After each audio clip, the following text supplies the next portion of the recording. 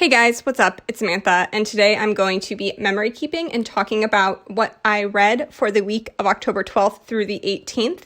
I am using the Haunted Magic Kit from SPC, which is a Haunted Mansion inspired Disney Halloween kit, and I really love the colors in this. I actually use this as a reformat of the version that she did last year, and I used it last year and this year because I loved it so much. I wanted to do it 2 years in a row, and the purple in this kit in particular matches the purple in Fox and Cactus's Halloween Girls so perfectly. So it's a great chance to get to use that purple. It's just a perfect color match, which makes me very happy. I use this really pretty black blue prism wiggle from SPC that is kind of a dead ringer for that dark blue black gem of the month washi from Simply Gilded. And they matched really beautifully. I wasn't sure about using this foil with this spread. Was it going to be too navy or I don't know, but it works really beautifully, especially when it's all down. I feel like on video, it just kind of looks black, but there is a really pretty shift to it. And I feel like the shift kind of leans towards teal and purple, and it just works with this spread, and it's not going to come across on film, but in person it's very pretty. So not much happened this week other than I read, and it was the start of my birthday weekend, which was great, like the weekend before my birthday, because my birthday is the 19th, so next week. But this weekend was just, eating out, or not eating out, but like getting takeout and eating at our house and reading lots of books and, not really anything wild or crazy going on, just like every other week in 2020. So I am going to jump into all of the books that I read this week. So the first book that I read was something I was so excited about. It's something that I knew was coming. I'd heard whisperings about this years ago, and it kind of snuck up on me when I realized it was coming out. And that is the graphic novel adaptation of Animorphs. They are doing a graphic novel adaptation of every book in the series. So this is just for the first book in the series, The Invasion.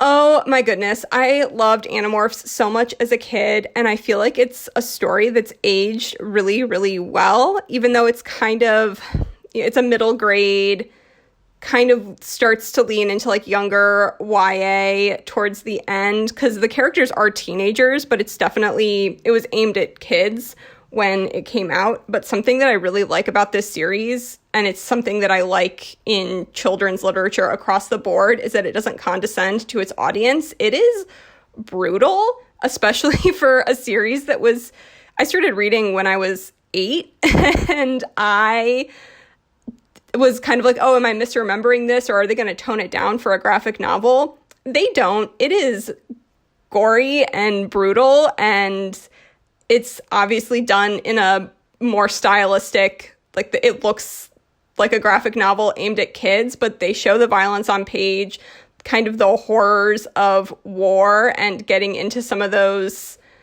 more difficult topics and stuff around violence. I was really impressed with how it translated into a graphic novel. And I love Animorphs still. It's such a great story, and I am thrilled that a whole new generation of kids are going to get to experience it in this format. And I actually book talked it. I was so excited to be able to book talk Animorphs to my middle school group that I frequently book talk to, because it's hard to book talk something that's over 20 years old and isn't in print anymore. But I'm thrilled that a whole new generation of kids is going to get to love Animorphs the way I loved Animorphs. Then the next book I read is something that I think has the potential to be a new favorite. I need to reread it, I think, for it to be cemented as, top 10 new favorite status, but I think it might be there, and that is Middlegame by Shannon McGuire. I absolutely loved this book. I can see why it wouldn't be for everyone. It's definitely a weird book. I like weird books, so this is right up my alley. But Middlegame follows two twins, Roger and Dodger, and they are the result of some weird alchemical experiments. And this book is about them basically trying to find the improbable road to the impossible city, which is real, but also a metaphor. And there's a lot of timey-wimey stuff going on, and the chronological order of this is a little wonky, and you'll often be reading a chapter and go, didn't I read this chapter already? And that's intentional. There's just some weird stuff going on, and it's like, what is this book about? I honestly don't really know how to say what this book is about. There's weird kids, there's alchemy, there's kind of an in-universe Wizard of Oz story that is an extended metaphor for this alchemical, timey-wimey, weird stuff going on.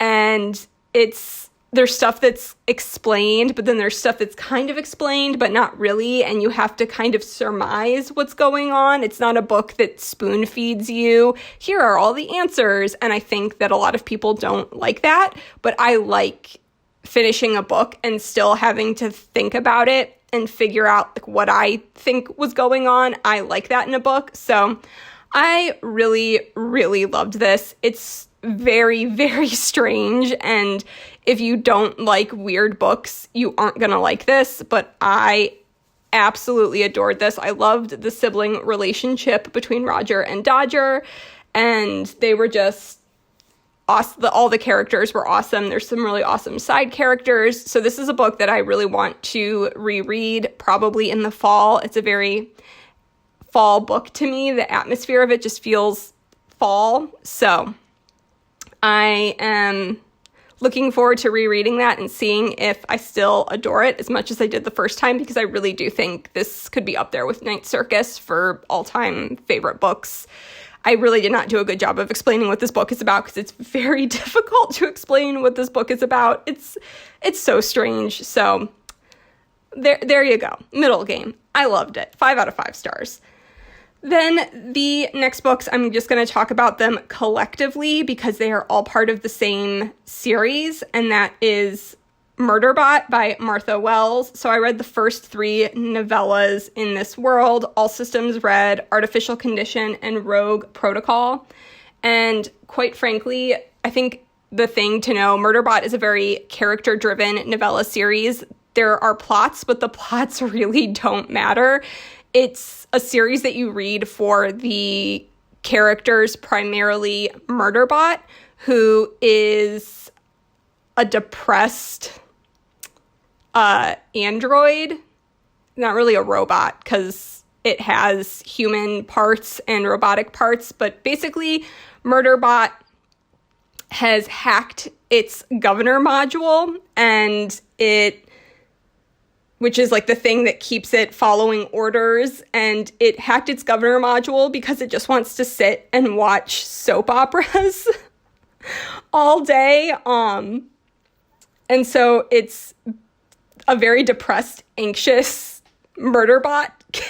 Murderbot is so quirky and in a way charming, but it's super depressed, super anxious, and it copes with it by just wanting to watch these TV shows basically all day on its feed, I think like in its head internally, because it's part robot. So I love Murderbot so much.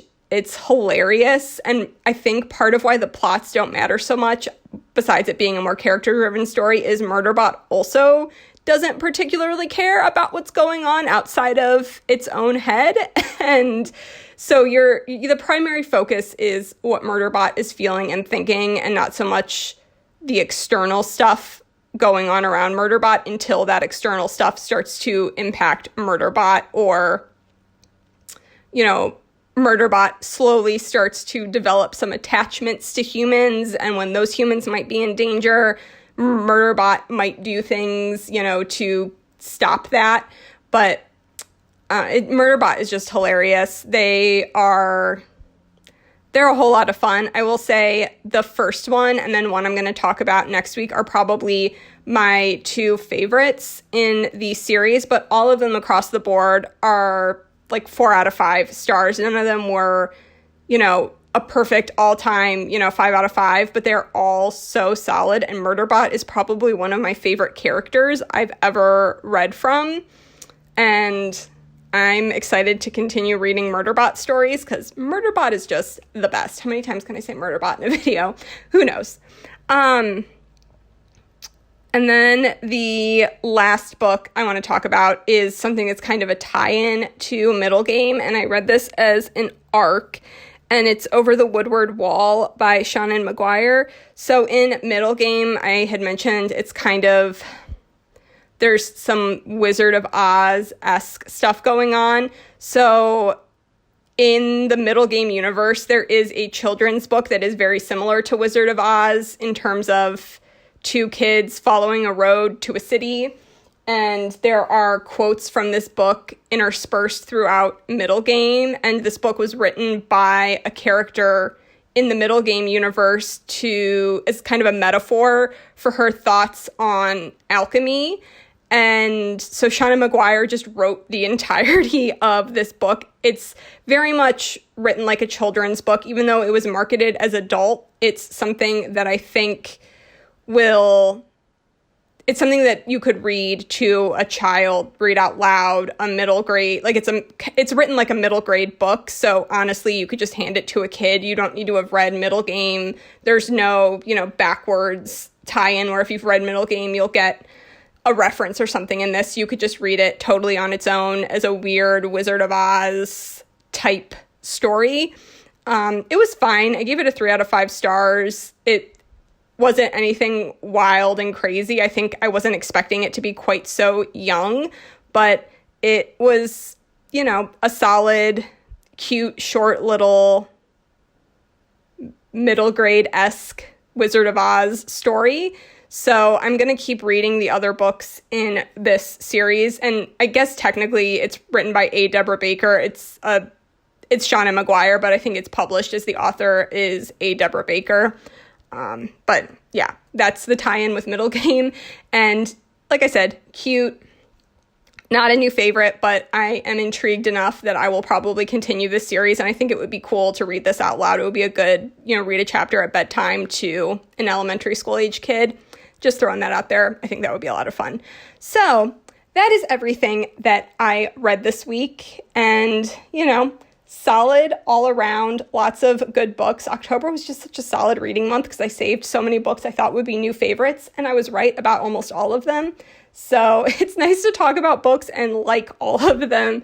It's a refreshing change of pace. And, you know, this is the well, it's not quite finished spread, but you'll see me, I'm putting down the scripts. I love how this whole spread turned out. It is just, I love the colors. I love everything about it. I'm just a sucker for a good Halloween fall spread and the darker colors and the Fox and Cactus reading girls. It's perfect. I am obsessed with how this turned out. So thank you guys so much for watching this video. I'll have all of the books I talked about as long as the sticker shops that I use most frequently listed in the description down below. And I will talk to you guys in my next one. Bye.